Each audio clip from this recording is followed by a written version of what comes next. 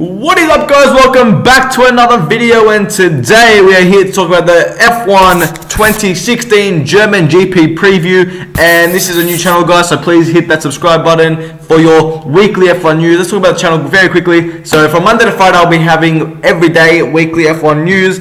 And Saturday, Sunday, I have it off, and then back onto it on the Monday that following week.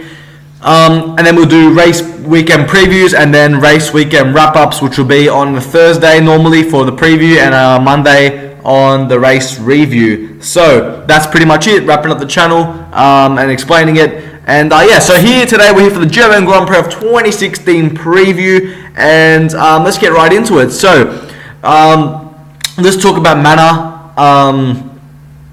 Manor have Rio Harriento and Pascal Wehrlein. Pascal Wehrlein, it's his home Grand Prix, and he's been very successful in the past. And when he's been successful on that circuit, for example in Austria, he has come out and got some points for the team. So can there be points for Manor? Possibly. We'll see how he drives, and Harriento could also bring potentially some points for Manor. If Harriento did bring points for Manor, it will potentially give him a full year contract. Pascal Wehrlein saying he's not expecting anything too big, but he will try his best at his home Grand Prix, and obviously it's a very emotional time for the German driver. Now, Rio Harriento also stating that he could, or he doesn't know whether he's going to be racing for the rest of the 2016 season after the German Grand Prix. We'll have to find out. The summer break is around the corner for the F1 teams, and hopefully we can see Rio Harriento continue driving throughout the F1 community. The next thing we're going to talk about is Sauber, Felipe Nasr, and Marcus Ericsson. Marcus Ericsson not really talking too much this weekend. So far it's been positivity, but from both drivers, with Felipe Nasr stating that the new team ownership has been very good and they're expecting some upgrades going into the winter break, or summer break, sorry. And so hopefully Sauber can get up and start trying to compete for some points, and hopefully Nasr and Ericsson can show their true talents to bigger teams and potentially get a bigger contract in the future. Let's talk about McLaren Honda. So Fernando Alonso did turn 35. Happy birthday to Fernando Alonso. And Alonso and Button are both doing excellent job in the McLaren at the moment, considering the car isn't obviously as fast. But both drivers looking forward to the German Grand Prix, and we'll see what they can do.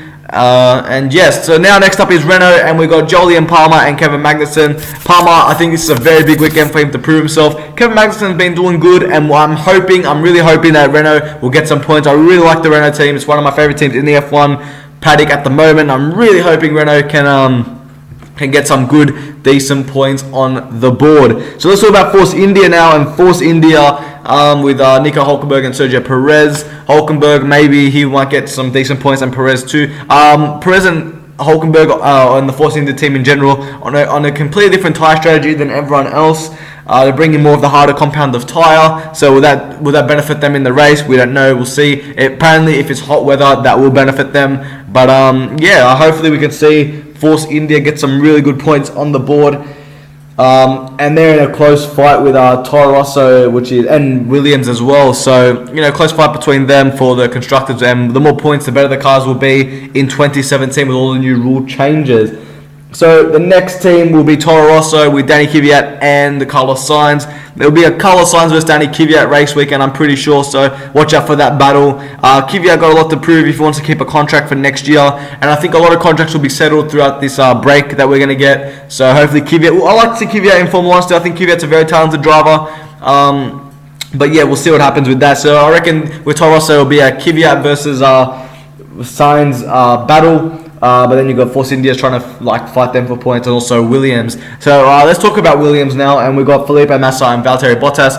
Can Williams be maybe a podium going into the race? They normally are pretty competitive going into race weekends or into the races, but when it comes to qualifying and practice session, they look a bit off the mark. But during the race, they look decently competitive, and we'll see what Williams can do throughout the whole Grand Prix race weekend. So let's talk about Ferrari now. It's very big for Ferrari. Got Kimi Raikkonen, who obviously did sign a contract last week or whatever, week and a half ago with Ferrari, and continuing to stay. So can Kimi Raikkonen perform in qualifying? That is the big question. Kimi Raikkonen, can he perform in qualifying?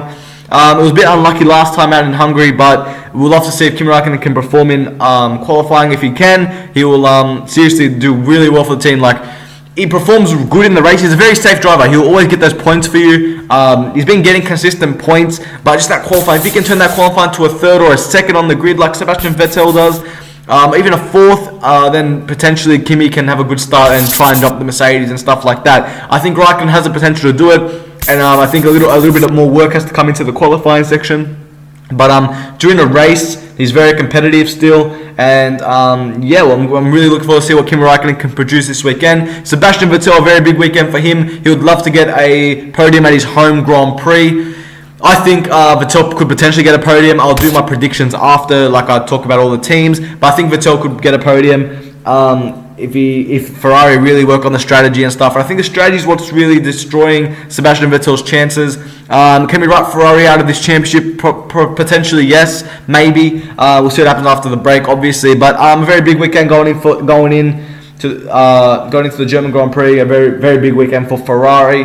Next up is Red Bull. We've got Daniel Ricciardo. It's his 100th Grand Prix race start. Congratulations to Daniel Ricciardo, the Australian driver, and Max Verstappen, who is Ricciardo's teammate, obviously. So another big weekend for the Red Bull drivers. Can Ferrari and Red Bull catch Mercedes going into this Grand Prix? Can they? We don't know. We'll have to find out throughout practice, qualifying, and obviously the race. So really, it's Red Bull and Ferrari versus Mercedes. Really, they got not really team up, but it's practically them two versus Mercedes, and then they got their own individual battles. Last time out, it was very close between both Ferrari and Red Bull, with Mercedes really just dominating the Grand Prix.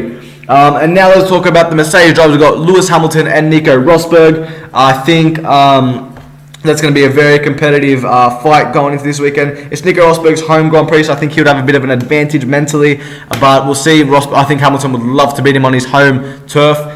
But yeah, we'll see what they can do. I think Rosberg will be a little bit quicker than Hamilton going into this Grand Prix personally because of the home advantage. And I think Rosberg's keen to get that championship lead back. Hamilton does lead the championship at the moment going into this Grand Prix weekend, but it's going to be very, very close throughout the whole Grand Prix. And yeah, so let's do my top 10 predictions. So this is where I choose the top 10 of the of this race weekend, and whichever ones I get right, I get points. So I can get a maximum of 10 points and a minimum of like none really. So in 10th, I'm gonna put Marcus Ericsson. Sorry, in 10th I'm gonna put Kevin Magnussen.